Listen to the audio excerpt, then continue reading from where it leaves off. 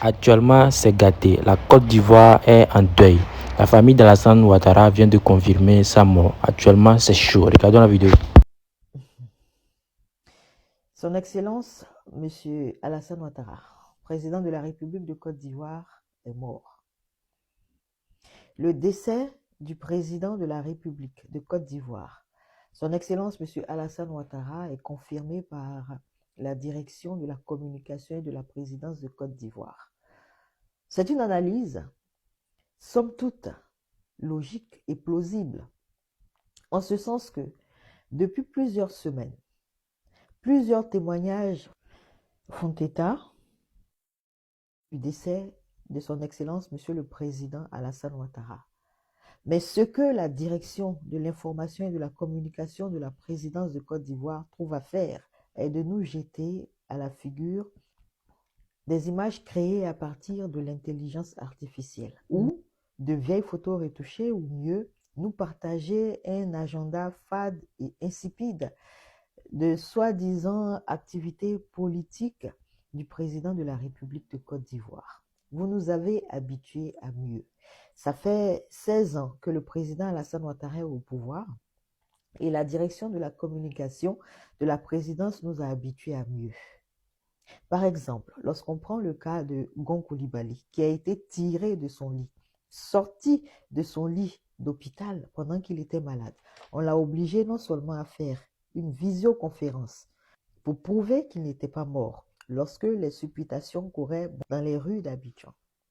D'abord, il a eu à faire une visioconférence. Lorsque la visioconférence a été faite entre lui et le président Alassane Ouattara, les gens ont dit que c'était du fake, que c'était n'importe quoi, c'était un montage.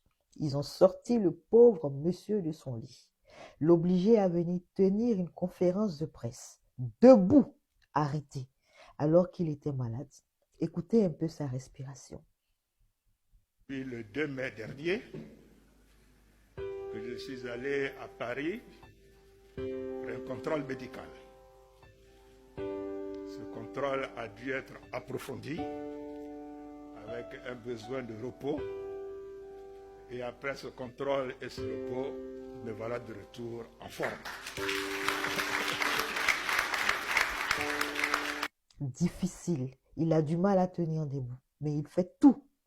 Vous avez tout fait pour qu'il vienne prouver par lui-même qu'il était bel et bien vivant, qu'il n'était pas mort. Malheureusement, il va mourir plus tard. Mais en tout cas, au moment où les rumeurs couraient dans les rues d'Abidjan, vous avez tout fait pour démentir ces rumeurs-là. Et dans le cas du président Alassane Ouattara, ce que vous trouvez de mieux à faire est de jeter vos fameux cyberactivistes pour venir essayer de démontrer par on ne sait quel argument que le président Ouattara ne serait pas mort, mais plutôt que ce serait le président Laurent Gbagbo qui serait entre la vie et la mort. Vous nous avez habitués à mieux. En tout cas, jusqu'à preuve du contraire. On attend que la direction de la communication nous présente un élément filmé, palpable, concret, factuel, qui démontre, preuve à l'appui, que le président Alassane Ouattara est bel et bien vivant. C'est aussi simple et facile à faire. Par exemple, vous nous présentez à chaque fois des images issues des conseils des ministres. On a eu un conseil des ministres hier. Le plus simple et le plus facile, sans communiquer et sans aucune fanfare, vous filmez simplement son arrivée à la présidence pour participer justement au conseil des ministres. Aussi simple que ça. On n'a pas besoin de communiquer, on n'a pas besoin de tapage, on n'a pas besoin de grand-chose. Sinon, s'il est mort, ayez le courage de nous le dire bien en face. Parce qu'aujourd'hui, on assiste à la mise en avant de M. Téné Birahima Ouattara pour on ne sait quelle raison. Et ça conforte et ça confirme les rumeurs, les spéculations et les différentes supputations sur le décès, avéré ou non, du président Alassane Ouattara. Parce que bien étrangement, lorsque le président Alassane Ouattara était vivant, le vice-premier ministre Téné Birahima Ouattara était bien et très bien discret. Et comme par hasard, du jour au lendemain, on le retrouve en train de fanfaronner. On lui imprime même des tissus à son effigie. On fait de lui l'homme de l'année. on lui décerne des prix, alors que, pendant ce temps, le président de la République, Alassane Ouattara, est invisible aux yeux des Ivoiriens. Où est passé le président Alassane Ouattara? On attend des images concrètes et factuelles de la direction de la communication de la présidence de Côte d'Ivoire. La famille, Alassane Ouattara n'a pas déjà, là n'est pas la question. La vraie question, c'est de savoir ce qui se passe. Avec tout ce que nous voyons, les fabrications de photos IA, quel que soit ce qui se passe là, on doit se poser des questions. Ce n'est pas une question de dire non, les Ivoiriens ne veulent pas que Ouattara gasse, ou bien les Ivoiriens veulent que Ouattara gasse, PPACI ne veut pas que Ouattara gasse, ou bien PPACI veut que Ouattara gasse. Les gens veulent mener des bons combats face à face, comme dans un ring de boss. Là n'est pas la question. La vraie question est de savoir que pensent les Ivoiriens. Parce que il y a quelque temps de cela, les Ivoiriens avaient quitté, ils avaient quitté le navire. Les Ivoiriens ne s'intéressaient plus à la politique. Après les législatives, là, les Ivoiriens ont changé de bord.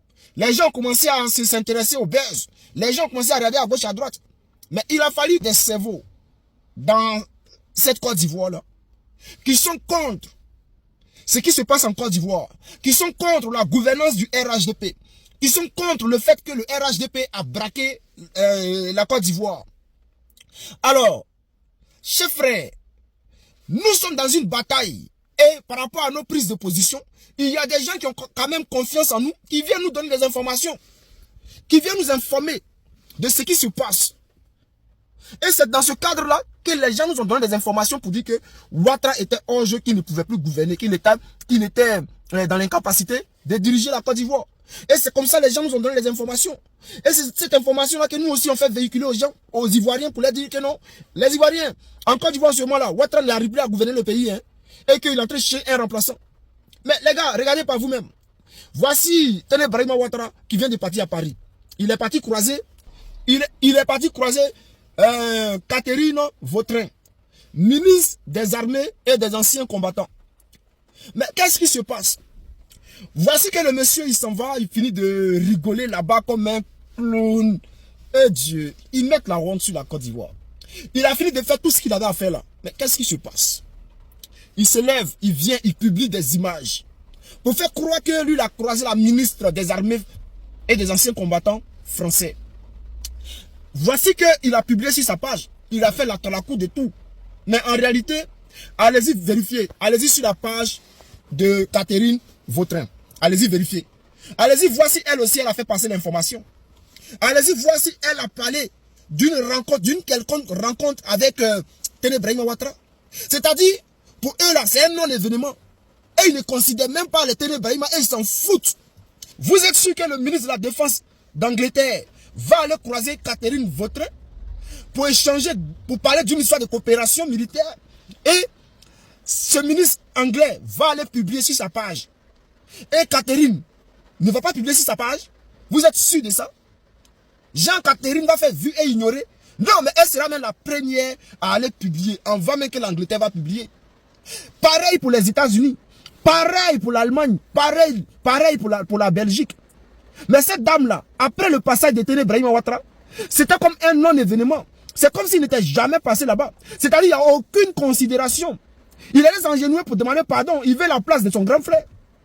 Ce qu'il veut là, c'est la place d'Alassane Ouattara. Vous pouvez vérifier sur sa page, juste aller voir. Regardez ce qu'il a publié. Regardez ce qu'il a publié. Je vais vous lire un peu. Parce que, soyons honnêtes avec nous-mêmes, nous les Ivoiriens, pour comprendre ce qui se passe vraiment dans notre pays. Alors, Téné Brahima Ouattara, en marge de la réunion du G7++, groupe des amis du Golfe de Guinée, FOGG, j'ai eu une importante séance de travail ce jeudi 16 avril 2026 à Paris, avec mon homologue française, Madame Catherine Vautrin, ministre des Armées et des Anciens Combattants. Nous avons passé en revue des sujets d'ordre sécuritaire, notamment la gestion du terrorisme et le contrôle de l'espace maritime. Je réitère mon engagement à poursuivre sous le leadership de son Excellence Alassane Ouattara, président de la République, chef suprême des armées, l'œuvre de transformation en cours des forces armées de Côte d'Ivoire, en s'enrichissant de la coopération militaire avec la France, notre partenaire privilégié. Notre partenaire privilégié. C'est-à-dire, il fait la promotion, c'est-à-dire, il fait à Talakou. C'est-à-dire, c'est comme un DJ qui fait le spot. Il fait un spot pour la France. Il fait un spot pour Catherine Vautrin, ministre des armées, des anciens combattants. Il a dit, ministre des armées et des anciens combattants. Mais est-ce que vous avez vu cette dame-là publier quelque chose? Est-ce que vous avez vu cette dame-là publier quoi que ce soit sur sa page? Est-ce que vous avez vu cette dame-là faire un rapport à la France pour dire que j'ai croisé mon homologue ivoirien, Téné Brahima Ouattara, ministre de la Défense, vice-premier ministre? Quelque chose que eux-mêmes, quelque chose, un poste qui va les choquer encore plus. C'est-à-dire, eux, ils n'ont rien publié. Ça fait mal. Mais les gens ne comprennent pas. Le monsieur s'entête à s'enfoncer encore plus dans l'esclavage moderne. Elle s'en fout de qui elle a croisé. Elle se dit qu'elle n'a même pas croisé quelqu'un.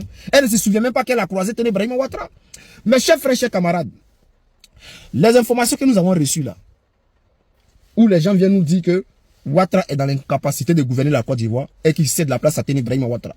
Lorsque nous on parle de ça, lorsque le RHDP fait une récupération pour dire non que oui, nous on dit que Ouattara a déjà. Mais s'ils disent que Ouattara a déjà, que nous on a dit que Ouattara a déjà, mais on leur concède ça. Parce que si Ouattara a déjà, les Ivoiriens vont être contents. On voit tout ce qui se passe sur la toile. Tout ce qui se passe sur la toile, on voit. Les Ivoiriens veulent ça. Et ils voient nos camarades qui disent que oui, nous on ne doit pas être contents, ou bien ils font des remarques bizarres. Jansi Ouattara, non, et veut affronter. Eh, arrêtez ça, hein. Arrêtez ça. Parce que si Ouattara, vous allez être content. Je vais être content. Les Ivoiriens vont être contents. On va fêter ça. Maintenant là, je vois des gens qui disent que non, ce n'est pas bien de faire ça, ce n'est pas bien de parler des trucs comme ça. Ah bon? États-Unis, guerre contre le Japon là, ils sont allés faire fa-fa, corps à corps. Quand ils ont vu que le Japon avait le dessus là, et ils avaient une bombe nucléaire, ils sont allés balancer sur Hiroshima. Ils sont allés balancer une bombe. Quand ils ont fini de détruire la ville là, les Japonais ont dit, vous avez gagné, on cède et on se rallie. Les Japonais ont déposé les armes directes. Donc, est-ce que vous trouvez que c'était normal? Est-ce que vous trouvez que c'était légal? C'était pas légal. C'était pas normal. Mais ils l'ont fait. Parce que c'était une question de... Il y avait la honte, parce qu'ils ont perdu contre une petite armée. Et il y avait la honte. Mais il y avait aussi cette histoire de... Bon, de toute façon, je m'en fous. Je gagne parce que je peux gagner. Si je dois gagner par ça, je gagne. Et puis je m'en fous. Et c'est comme ça qu'ils ont gagné. Ils ont fait ça dans plusieurs coins. Ils ont fait ça dans plusieurs coins. Et puis dans ce monde-là, c'est pareil. On a vu en Côte d'Ivoire, les Français ont voulu déloger le président Gbagbo par tous les moyens. Ils ont pris des rebelles. Les Alassane Ouattara, là, ils ont utilisé les Alassane Ouattara. Les terreurs qu'ils ont utilisés là, ils n'ont pas pu déloger le président Gbagbo Laurent. Ils ont vu ça, ils ont eu honte. Ils sont allés chercher l'ONU. Ils sont allés chercher des avions de guerre. Ils ont détruit nos avions. Mais là, ils ont bombardé en l'air par les avions.